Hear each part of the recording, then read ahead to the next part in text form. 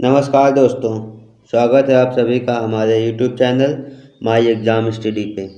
दोस्तों, आज हम लोग जीव विज्ञान का महत्वपूर्ण चैप्टर रक्त अर्थात ब्लड को कवर करेंगे।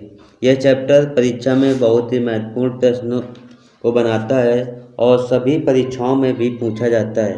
तो दोस्तों, आज हम लोग ब्लड से संबंधित महत्वपूर्ण जानकारी पर चर्चा करेंगे और पढ़ेंगे तथा समझेंगे कि ब्लड क्या है और यह हमारे शरीर में किस प्रकार की क्रिया को संपन्न करता है।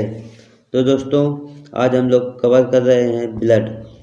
तो चलते हैं दोस्तों अगले प्रश्न चैप्टर की ओर। ब्लड, तो ब्लड होता क्या है दोस्तों? तो ब्लड एक प्रकार का मानव शरीर में संचरण करने वाला तरल पदार्थ होता है जो शिराओं के द्वारा हृदय में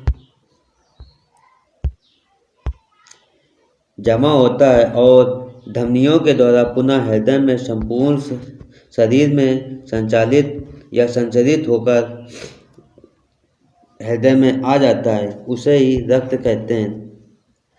इसके कार्य प्रणाली अलग अलग है दोस्तों, आइए समझते हैं। रक्त दो प्रकार का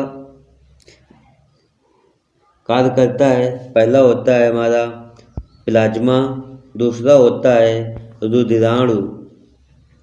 दोस्तों, प्लाज्मा 55% होता है शरीर में रक्त में और रुधिराणु जो होते हैं हमारे वो 45% होते हैं। प्लाज्मा में 90% दोस्तों जल होता है और अन्य पदार्थ जो पाए जाते हैं उनकी संख्या 10% होती है, जबकि रुधिराणु में लाल रुधिर कणिका, श्वेत रुधिर कणिका और प्लेटलेट पाए जाते हैं। तो दोस्तों, सबसे पहले हम कवर करते हैं रुधिराणु को। तो आइए चलते हैं दोस्तों रुधिराणु। इससे पहले दोस्तों समझते हैं हम लोग रक्त के बारे में क्या महत्वपूर्ण है। जैसे है हमारा रक्त एक तरल संयोजी ऊतक है। ये मानव शरीर में रक्त की मात्रा का कुल 7% होता है। रक्त का पीएच मान होता है हमारा 7.4 और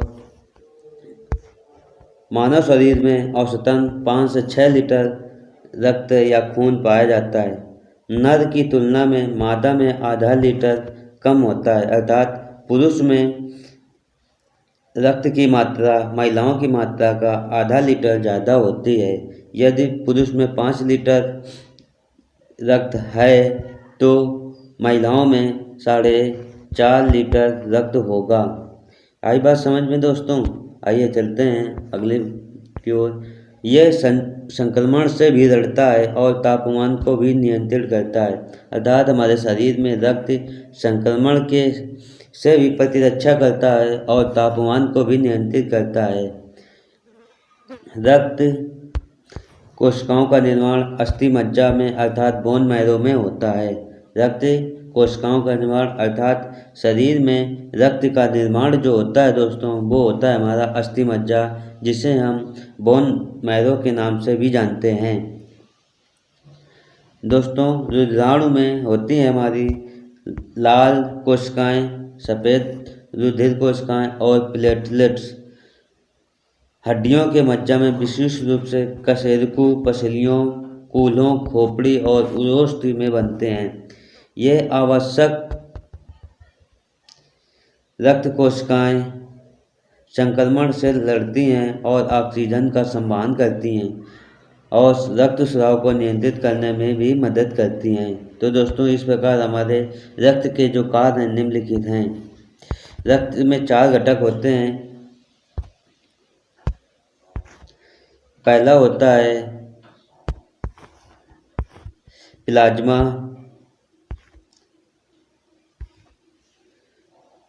दूसरा होता है लाल रुधिर कणिकाएं जिसे हम आरबीसी के नाम से भी जानते हैं। जिसे हम आरबीसी के नाम से जानते हैं। अभी हम लोग इसके बारे में डिटेल से जानेंगे। अगला होता है शोध रुधिर कणिकाएँ, जिसे हम WBC के नाम से जानते हैं। और अगला है हमारा प्लेटलेट्स और प्लाज्मा। तो दोस्तों चलते हैं इसी क्रिया में प्लाज्मा को पढ़ते हैं। प्लाज्मा क्या होता है? प्लाज्मा रक्त का तरल पदार्थ होता है, अर्थात ये रुधिर का तरल पदार्थ होता है। यह हल्के पीले रंग का होता है दोस्तों, यह हल्के पीले रंग का होता है, जिसमें 90% और पानी होता है, जो रक्त की मात्रा का 55% होता है, और अन्न की मात्रा 10% पाई जाती है। जो अन्य खनिज पदार्थ अर्थात प्रोटीन, ग्लूकोज, लवण आदि होते हैं, ये 10% में ही समाहित होते हैं। कार्य क्या होता है रक्त का? तो जानते हैं दोस्तों, संतोषजनक रक्तचाप बनाए रखना, रक्त के थक्के जमने और प्रतिरोधक क्षमता के लिए महत्वपूर्ण प्रोटीन की आपूर्ति का विस्तार करना, सोडियम और पोटेशियम जैसे महत्वपूर्ण खनिजों के आदान प्रदान के लिए माध्यम का कार्य करना, ये सभी कार्य दोस्तों प्लाज्मा के हैं। अगला है हमारा शरीर में एक उचित pH एसिड बेस संतुलित बनाए रखने में मदद करना, जो कोशिका के कार्य के लिए महत्वपूर्ण होता है। आइए चलते हैं दोस्तों लाल रुधिर कणिकाएँ के बारे में पढ़ते हैं, जिसे हम RBC के नाम से भी जानते हैं। तो दोस्तों चलते हैं इसके बारे में जानते हैं। ये एक प्रकार की रक्त कोशिका होती है जो संपूर्ण उपापचय में अपना महत्वपूर्ण योगदान देती है दोस्तों, जिसमें एक गोलाकार केंद्रक रहित और हीमोग्लोबिन युक्त होती है, अर्थात इसमें हीमोग्लोबिन की मात्रा पाई जाती है। ये हीमोग्लोबिन कोशिकाओं को ऑक्सीजन प्राप्त करने और शरीर के सभी हिस्सों में वितरित करने में सक्षम बनाता है तथा कार्बन डाइऑक्साइड को ऊतकों के माध्यम से बाहर निकालता है, अर्थात ऑक्सीजन को शरीर के अंदर ले जाता है और CO2 अर्थात कार्बन डाइऑक्साइड को बाहर निकालता है। इसका मुख्य कार्य होता है ऑक्सीजन और कार्बन का सम्मान करना। दोस्तों इसका जीवन काल होता है हमारा 20 दिनों से लेकर 120 दिनों तक। इसके बाद यकृत में बिलिरुबिन और बाइलिडर्बिन नामक पिगमेंट में टूट जाता है और इसका विनाश यकृत और प्लीहा में होता है, अर्थात RBC का विनाश यकृत और प्लीहा में हो जाता है।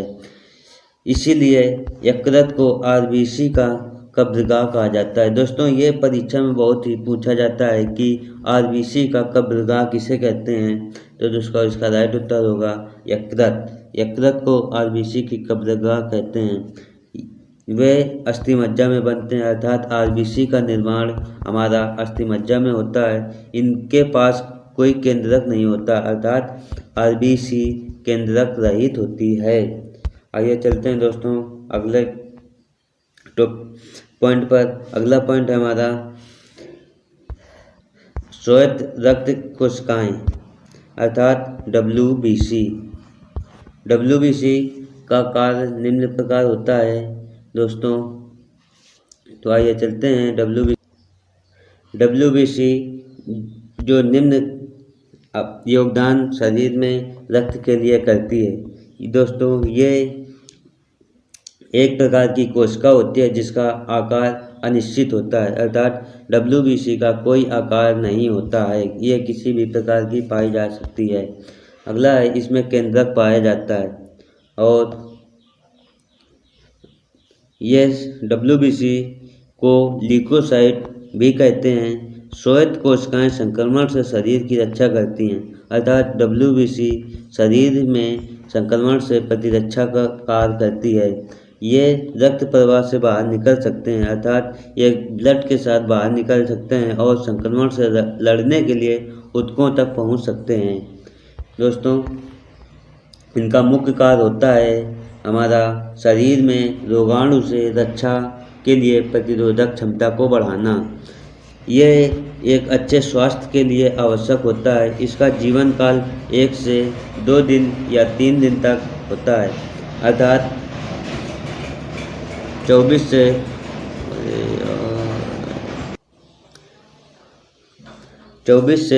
30 दिन घंटे का होता है। WBC में नाभिक होते हैं, ये भी अस्थि मज्जा में बनता है, अर्थात WBC का निर्माण भी अस्थि मज्जा में होता है। तो आइए चलते हैं अगले पॉइंट की ओर। दोस्तों, यदि WBC शरीर में अधिक हो जाती है तो ल्यूकीमिया नामक रोग हो जाता है। श्वेत रक्त कणिकाएं को ल्यूकोसाइट के नाम से भी जाना जाता है और इन्हें WBC में केंद्रक पाया जाता है, जो कि अभी मैंने बताया आपको। आइए चलते हैं दोस्तों प्लेटलेट्स के बारे में। प्लेटलेट्स क्या होता है और इनका कार्य किस प्रकार होता है। तो दोस्तों, प्लेटलेट्स ये रक्त कोशिकाएं केंद्रक रहित होती हैं, अर्थात इसमें भी केंद्रक नहीं पाया जाता है। अगला है हमारा प्लेटलेट्स वे कोशिकाएं हैं जो हमारे रक्त के भीतर फैलती हैं और क्षतिग्रस्त रक्त वाहिनियों को पहचान करती हैं और उन्हें वापस में जोड़ देती हैं और ये रक्त के जमने में मदद करती हैं। प्लेटलेट्स केवल स्तनधारी वर्ग में पाई जाती हैं, अर्थात प्लेटलेट्स केवल स्तनधारी समूह में ही पाई जाती है। इसकी मात्रा प्रति घन मीटर में 1 से 15 लाख से 1.5 लाख से 4 लाख के मध्य होती है। इनका आकार 2.002 से 0.004 मिलीमीटर तक होता है और इनमें केंद्रक नहीं पाया जाता है। इनका निर्माण भी दोस्तों अस्थि मज्जा अर्थात बोन मैरो में होता है। अगर शरीर में चिकनगुनिया और डेंगू नामक रोग हो जाए तो प्लेटलेट्स की मात्रा में बहुत तेजी से गिरावट होती है, जिसमें यदि व्यक्ति को डेंगू हो तो उसे प्लेटलेट्स की मात्रा की आवश्यकता होती है। अगला है हमारा रक्त का अध्ययन। रक्त के अध्ययन को दोस्तों क्या कहा जाता है, तो रक्त के अध्ययन को हेमेटोलॉजी कहते हैं। ये महत्वपूर्ण है दोस्तों, इसको जरूर याद रखें। अगला है हमारा पॉइंट, रक्त का मुख्य कार्य पूरे शरीर में ऑक्सीजन, कार्बन डाइऑक्साइड, पोषक तत्व, हार्मोन्स और अपशिष्ट पदार्थ या चीज़ों का परिवहन या परिवहन करना होता है। रक्त संक्रमण से भी लड़ता है और तापमान को भी नियंत्रित करता है। अगला है हमारा रक्त के संगठक निम्न प्रकार हैं, अर्थात रक्त निम्नलिखित चीज़ों से मिलकर बना होता है। जैसे प्लाज्मा लगभग 54% हिस्सा होता है, इसका 92% हिस्सा पानी होता है, अर्थात रक्त में 55% होता है हमारा पानी और रक्त में प्लाज्मा की मात्रा 55% होती है और जो जीवाणु की मात्रा 45% होती है। रक्त के प्लाज्मा में 90 से 92 के मध्य % जो होता है हमारा वो पानी होता है, बाकी अन्य 10% अन्य खनिज पदार्थ पाए जाते हैं।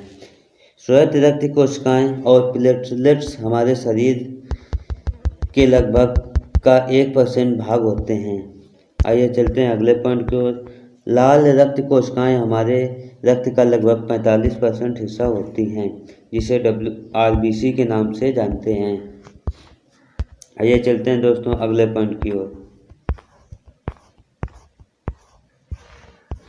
तो दोस्तों, आज हमने रक्त के बारे में जो थोड़ी बहुत जानकारी कर ली है और जानते हैं क्या रक्त क्या होता है।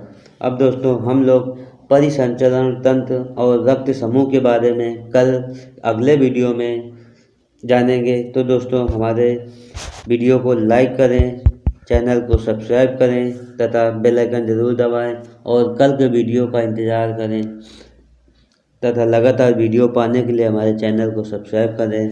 धन्यवाद, नमस्कार।